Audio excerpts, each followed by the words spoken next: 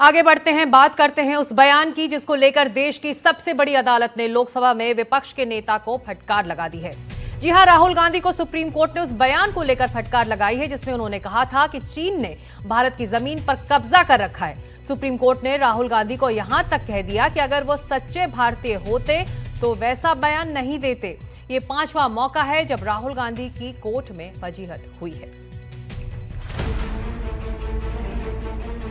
आपको कैसे पता कि चीन ने भारत की 2000 वर्ग किलोमीटर जमीन पर कब्जा कर लिया है? विश्वसनीय जानकारी क्या है? अगर आप सच्चे भारतीय होते तो ऐसा नहीं कहते।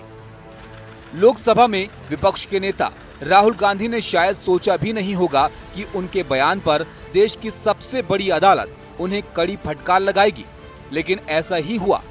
राहुल गांधी की ओर से पेश हुए सीनियर एडवोकेट अभिषेक मनु सिंघवी ने सुनवाई शुरू होते ही कहा कि अगर राहुल गांधी वो मुद्दे नहीं उठा सकते जो प्रेस में प्रकाशित हुए हैं तो वो विपक्ष के नेता नहीं हो सकते।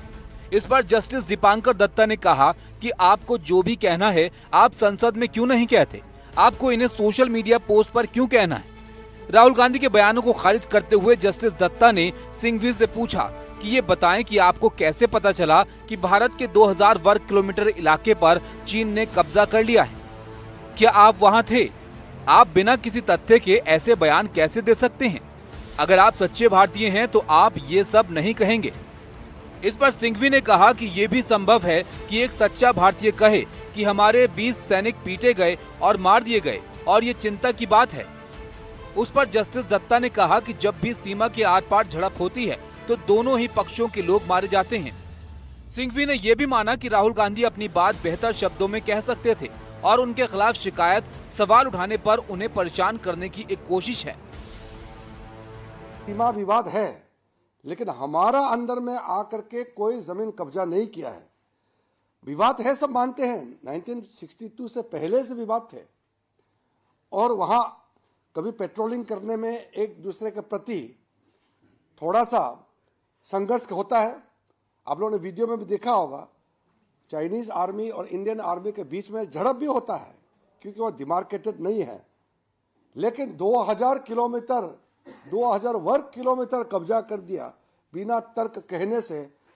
हम लोगों ने तो बार बार राहुल गांधी जी को कहा कि बिना तर्क के देश के खिलाफ बात मत करो। जहाँ तक राहुल जी का जहाँ तक विषय है, सुप्रीम कोर्ट ने स्टे भी तो केस को दे दिया। अभी तो सब जुडिस है, केस में हियरिंग होगी जो भी है, लेकिन उन्होंने कोर्ट ने स्टे भी तो ग्रांट किया राहुल जी के हक में। तो वो से सेंटेंस पे आप क्यों बार बार जाते हैं? आपको बता दें कि यह पूरा मामला फरवरी 2025 में लखनऊ की एमपी एमएलए कोर्ट द्वारा मानहानि के केस में राहुल गांधी के खिलाफ जारी एक समन का है, जिसे खारिज करने से 29 मई को इलाहाबाद हाईकोर्ट ने इनकार कर दिया था। इसके खिलाफ राहुल गांधी ने एक स्पेशल लीव पिटीशन दायर की जिसमें हाईकोर्ट द्वारा केस को खारिज करने के फैसले को चुनौती दी गई। बॉर्डर रोड्स ऑर्गेनाइजेशन यानी बीआरओ के पूर्व निदेशक उदय शंकर श्रीवास्तव ने राहुल गांधी के एक बयान के खिलाफ ये याचिका दायर की थी। राहुल गांधी ने 16 दिसंबर 2022 को अपनी भारत जोड़ो यात्रा के दौरान कथित बयान दिया था। याचिका में कहा गया कि 9 दिसंबर 2022 को भारत और चीन की सेनाओं के बीच हुई झड़प पर राहुल गांधी के बयान से भारतीय सेना का नाम खराब हुआ है। याचिका में आरोप लगाया गया कि राहुल गांधी ने बार बार बड़े ही अपमानजनक तरीके से कहा कि चीन की सेना अरुणाचल प्रदेश में हमारे सैनिकों को पीट रही है। ये तस्वीर कई प्रेस वार्ताओं में हमने दिखाई है। ये तस्वीर है, पार्टी टू पार्टी एमओयू करते हैं राहुल गांधी चीन की पार्टी से, और आज ऐसा लग रहा है जब सर्वोच्च न्यायालय की टिप्पणी भी आ चुकी है, यह कहना गलत नहीं होगा, भारतीय नागरिकों को यह नहीं बताते कि इस करार में क्या है। यकीनन इस करार में राहुल गांधी ने यह प्रण लिया है कि वो भारत को कमजोर करेंगे। कोई भारतीय इस प्रकार की बातें नहीं करता, ये सुप्रीम कोर्ट ने राहुल गांधी को बोला है जब राहुल गांधी ने अनर्गल आरोप भारत की सेना पर लगाए, कहा कि भारत की जमीन चाइना कब्जा गया है और कोई प्रमाण नहीं दे पाए। राहुल गांधी कांग्रेस की एक ही पहचान, सेना का करो अपमान, पाकिस्तान का करो गुणगान, चाइना का करो गुणगान। ये सीक्रेट एमओयू का शायद मुझे लगता रिश्ता है। Bureau report, NDTV India. और आइए अब देखते हैं कि अदालत ने राहुल गांधी को कब कब घेरा है। ताजा मामला 2025 का है। चीन पर उन्होंने जो बयान दिया था, सुप्रीम कोर्ट ने फटकार लगाई थी। सुप्रीम कोर्ट ने कहा कि सच्चे भारतीय होते तो ऐसा नहीं बोलते। तो ये आज का मामला है।